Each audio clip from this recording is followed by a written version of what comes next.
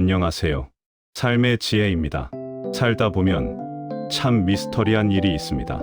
내 친구 김 씨는 나보다 월급을 훨씬 많이 받는 것 같은데 매번 돈 없다, 카드값 메우기 바쁘다는 소리를 입에 달고 삽니다. 반면 박 씨는 평범한 직장에 다니다가 은퇴해서 연금으로 생활하는데도 늘 여유가 있어 보입니다.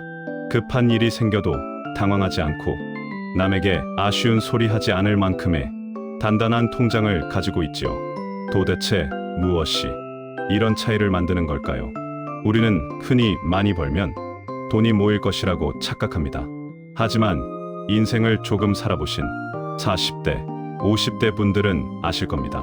돈은 들어오는 입구보다 나가는 출구를 관리하지 못하면 밑 빠진 독에 물 붓기라는 사실을요. 40대에는 자녀 교육비와 대출금으로, 50대에는 부모님 부양과 노후 준비로, 60대 이후에는 줄어든 소득과 병원비로 늘 돈 걱정이 끊이지 않습니다.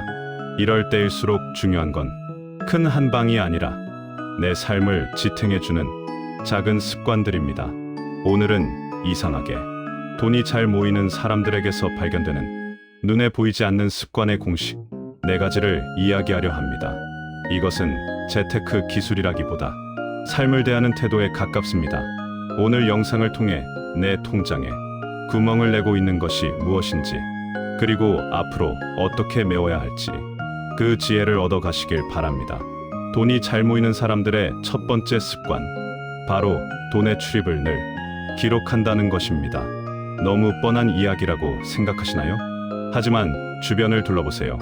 매일 밤 혹은 일주일에 한 번이라도 자신의 자산 흐름을 눈으로 확인하는 사람이 과연 몇이나 될까요?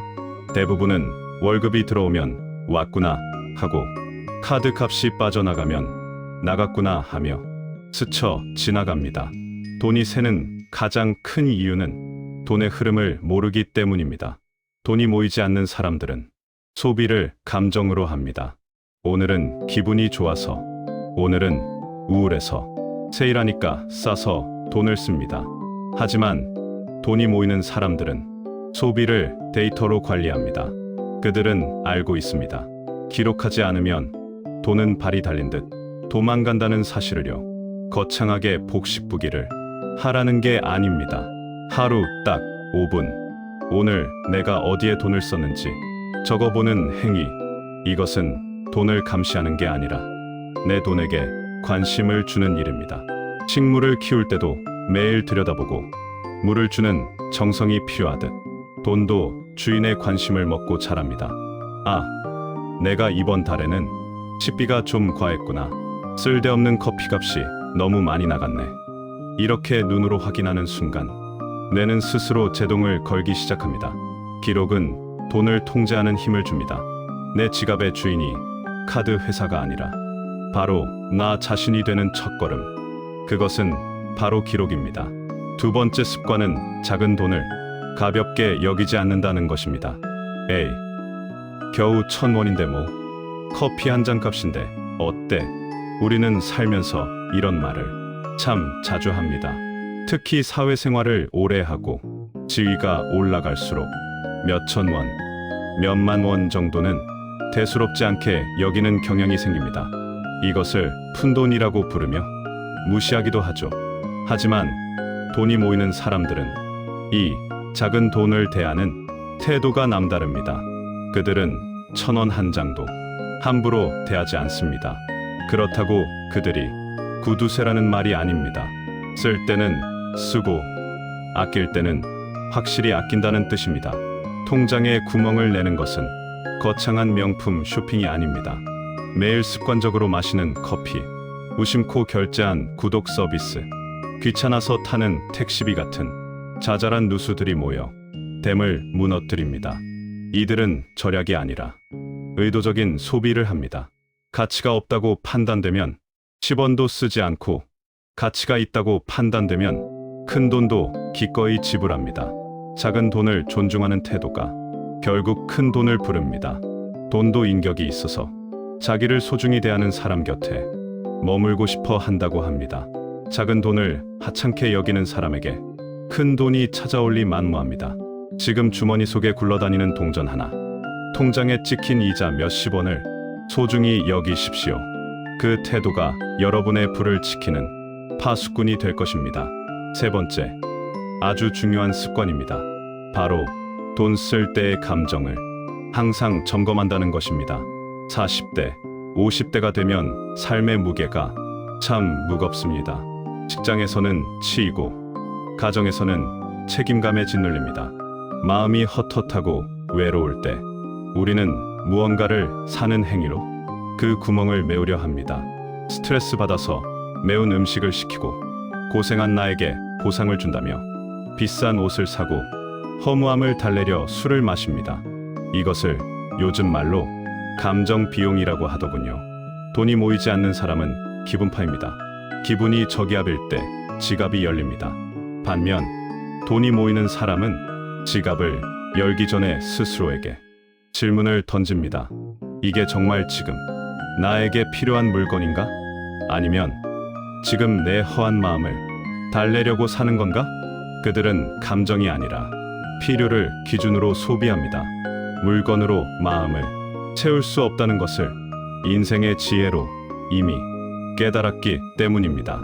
마음이 힘들 때는 쇼핑 앱을 켜는 대신 운동화를 신고 밖으로 나가 걷습니다. 외로울 때는 술을 마시는 대신 책을 읽거나 명상을 합니다. 기분이 아닌 판단으로 돈을 쓰는 습관, 이것이 쌓이면 자산의 격차뿐만 아니라 삶의 격까지 달라집니다. 감정에 휘둘려 쓴 돈은 남는 게 없지만 이성으로 지킨 돈은 여러분의 노후를 지켜줄 것입니다. 마지막 네 번째 습관은 남의 속도에 휘둘리지 않는다는 것입니다. 대한민국에서 산다는 것, 참 피곤한 일입니다. 끊임없이 남과 비교당하고 비교하는 문화 속에 살고 있으니까요. 40대가 되면 친구가 아파트를 샀다는 소리에 배가 아프고, 50대가 되면 누구네 자식이 대기업에 갔다는 소리에 조바심이 납니다. 60대가 되면 누구는 해외여행을 간다는데 나는 뭔가 싶어 초라해지기도 합니다. 돈이 새는 가장 큰 구멍은 바로 이 비교에서 시작됩니다. 남에게 보이기 위해 무리해서 차를 바꾸고, 남들 다 하니까 빚을 내서 투자를 하고, 체면 때문에 과한 경조사비를 냅니다. 남의 속도에 내 인생을 맞추려다 보니 가랑이가 찢어지고 통장은 텅텅 빕니다. 하지만 진짜 알부자들, 돈이 모이는 사람들은 타인의 시선에 무심합니다. 그들에게는 확고한 자기 속도의 철학이 있습니다. 저 친구는 저 친구의 인생이 있고 나는 나의 인생이 있다. 남의 화려한 소비나 자랑에 마음이 흔들리지 않습니다. 그들은 남에게 보이는 거치애보다 내 통장의 내실을 다지는 데 집중합니다. 재테크보다 먼저 필요한 건 바로 이 단단한 마음가짐입니다. 남들이 뭐라 하든 내 분수에 맞게 살고 나의 목표를 향해 묵묵히 걸어가는 태도, 비교를 멈추는 순간 비로소 돈이 모이기 시작합니다. 여러분의 인생은 남에게 보여주기 위한 쇼가 아닙니다. 자신의 속도대로 사는 사람이 결국 끝까지 갑니다. 오늘 우리는 이상하게 돈이 잘 모이는 사람들의 4가지 습관을 살펴보았습니다. 첫째, 감정이 아닌 데이터로 돈을 기록한다. 둘째, 1,000원짜리 한 장도 소중히 여기며 의도적으로 소비한다. 셋째, 외로움이나 허영심 같은 감정으로 돈을 쓰지 않는다. 넷째, 남과 비교하지 않고 나만의 속도로 살아간다. 어떻습니까? 대단한 비법이나 엄청난 투자 기술은 없었습니다. 결국 돈이 모인다는 것은 운의 문제가 아니라 태도의 문제입니다. 돈을 존중하고 감정보다 이성을 따르며 세상의 소음 대신 내 내면의 소리에 귀 기울이는 사람, 그런 사람의 통장은 마르지 않습니다. 아니, 통장뿐만 아니라 그 사람의 인생 자체가 단단해집니다. 40대, 50대, 60대 늦었다고 생각하지 마십시오. 지금부터라도 이 습관들을 하나씩 내 삶에 들여놓는다면 여러분의 경제적 미래는 반드시 달라질 것입니다. 돈은 결국 자기 관리의 성적표이자 나를 사랑하는 방식의 결과물이기 때문입니다. 오늘 이야기가 여러분의 삶과 지갑을 지키는데 작은 도움이 되셨기를 바랍니다. 내용이 공감되셨다면 구독과 좋아요, 그리고 소중한 분들에게 공유 부탁드립니다. 다음 시간에도 깊이 있고 유익한 이야기로 찾아뵙겠습니다. 여러분의 풍요로운 인생을 응원합니다. 감사합니다.